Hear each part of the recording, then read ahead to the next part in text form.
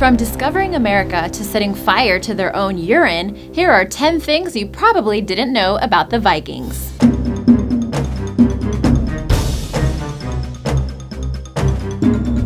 Number 10. Vikings discovered America 500 years before Columbus. Despite what most of us were taught in school, Christopher Columbus did not actually lead the first expedition to discover the Americas.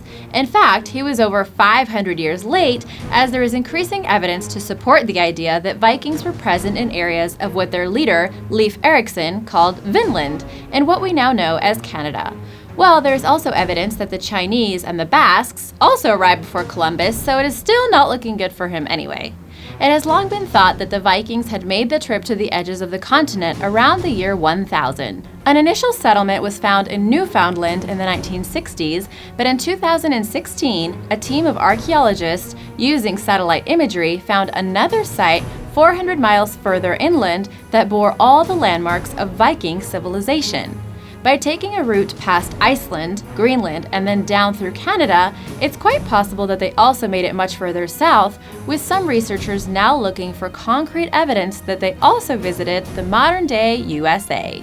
Number 9. Viking legends were a major inspiration for The Lord of the Rings. As one of the most famous stories of modern times, it seems fitting that The Lord of the Rings takes a lot of creative direction from some of the greatest myths and legends from the Vikings.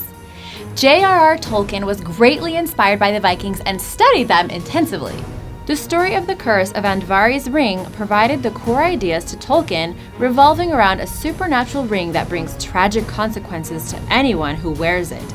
With characters such as gods, a dwarf, a Valkyrie, a dragon, and a witch queen, it's clear where the tales set in Middle-earth came from, but that's just the beginning.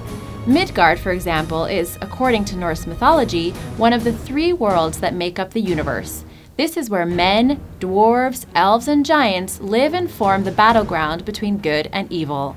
It's perhaps not a surprise then that the English translation of Midgard is Middle-earth, and formed the foundation for the entire world that The Lord of the Rings and The Hobbit are set in. Number 8. Vikings were very active in the slave trade. The slave trade has been a blight on human history since before the times of the Vikings, but during their heyday they were some of the most prolific advocates of human incarceration that have ever existed.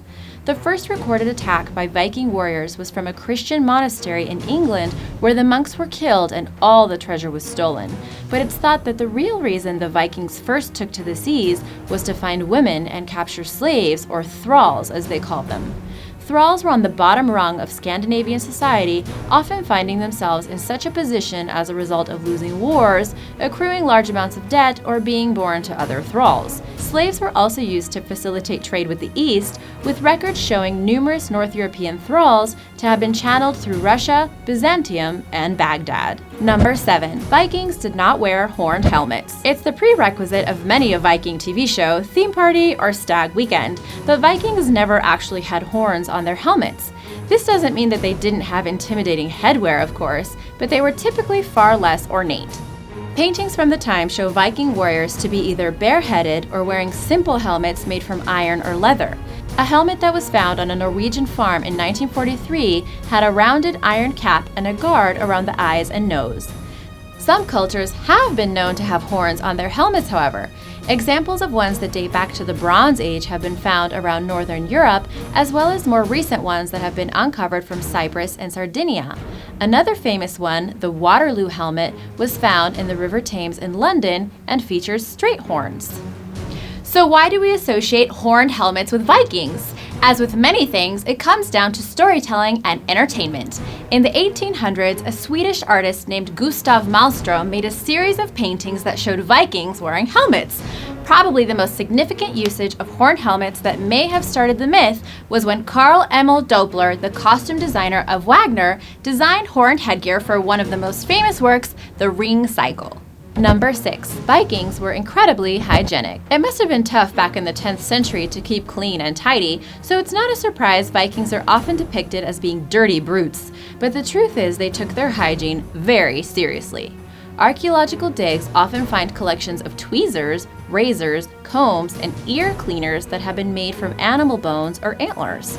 They would usually bathe at least once a week, which was far more often than most other Europeans at the time, and would regularly gather at social events that involved bathing in natural hot springs. Not too dissimilar to people today, they also took great pride in their appearance, particularly valuing light hair.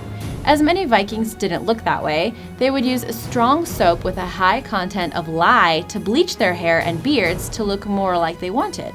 This is also thought to have had a beneficial side effect that killed off head lice, which were a common problem back in the 900s.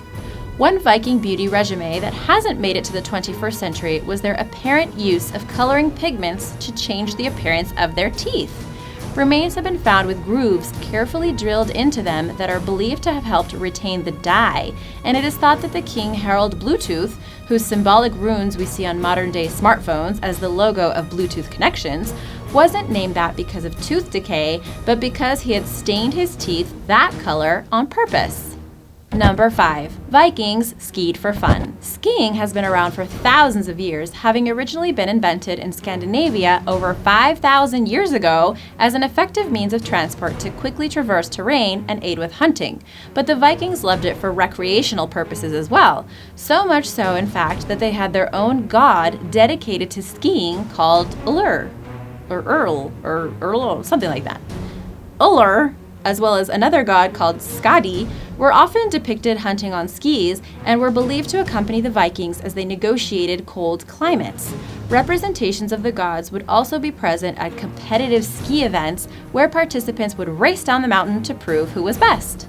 Number 4. The Vikings built a desert, accidentally. The Vikings were also responsible for creating Europe's largest desert on the once beautiful island, and a stark warning to us about how human activity can affect the environment.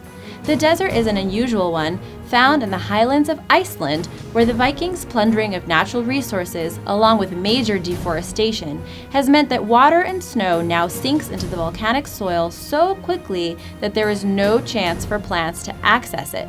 At the time the Vikings arrived on the island, about 60% of the country was covered in bushes, trees, and grasses, but it soon diminished from grazing and construction and never had a chance to recover. Now it's virtually all gone, leaving just a pitch-black sand-covered desert among the towering glaciers. Here's an interesting fact. Eric the Red purposefully named Iceland and Greenland backwards because he wanted to keep Iceland to himself because of the lush environment. He was hoping to encourage settlements on Greenland instead, which is mostly covered in ice. Number 3. Vikings didn't bury their dead in boats. Like with horned helmets, another tradition that we associate with Vikings, that they buried their dead in boats at sea, has also turned out to be nothing more than a myth. They did actually place bodies on ships during the ceremony, but this was usually conducted on land. The deceased was placed on a real or stone ship, depending on their wealth and standing in society, along with grave offerings that would include items needed to survive in the afterlife, such as treasure, weapons, and in some cases, sacrificed slaves.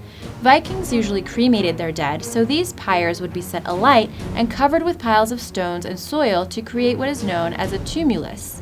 The only known reference to a boat that was set alight and pushed out to sea comes from the myth of the god Baldur after he was accidentally killed by his blind brother Hur, who during a game threw a spear that was given to him by Loki. As the largest ship ever built, the Hringhorni was set alight with Baldur's body on board, and Baldur's wife threw herself into the flames before the boat was pushed out to sea by a giantess named Herokin, who then rode away on a wolf. Number 2. Vikings were never part of just one group. The word Viking only started being used in the 19th century to describe a series of Scandinavian tribes that had previously simply been referred to as Danes or Norsemen. The term took hold after being used in a series of Old Norse sagas that became popular, with the notion of horned helmets also originating from the same sources. There was never one large Viking society that worked together. The groups referred to as Vikings did not band together based on any ethnic, political, or religious identities. The term instead refers to groups of pirates and raiders that originated from Scandinavia and were present from Canada to the Middle East between 800 AD to 1050 AD. The phrase Viking actually meant a raiding expedition where a group of outlaws, or Vikingers, would go on a Viking and return with the spoils of battle. At any one time, there were a number of Viking kings from across Denmark, Norway, and Sweden, and when not trading with each other, would be just as likely to fight between tribes as they would be to raid other groups of people. Number 1. Vikings set fire to their urine. Fire was invaluable to the Vikings. It was used for cooking, sanitation, and during their raiding expeditions for razing villages to the ground. The difficulty was that they didn't have lighters or matches, and it could be tricky to create a spark from flint in the middle of a battle. To overcome this problem, they created a material that would continually smolder, which let them take fire wherever they wanted. The ingredients of this material, though, were quite gross and so smelled horrible. They started by collecting a fungus that grew on tree bark called touchwood. They would cut the fungus into strips and then beat it until it resembled felt. This would be charred by burning in an oxygen-free environment and finally would be boiled in a cauldron of human urine for a few days. The sodium nitrate that had been absorbed into the fungus from the urine would then give it the smoldering properties. All they would need to do to start a fire was to place the smoldering substance down and blow on it. Much easier than any alternative method. Who knew urine could be so useful? Just ask the Romans.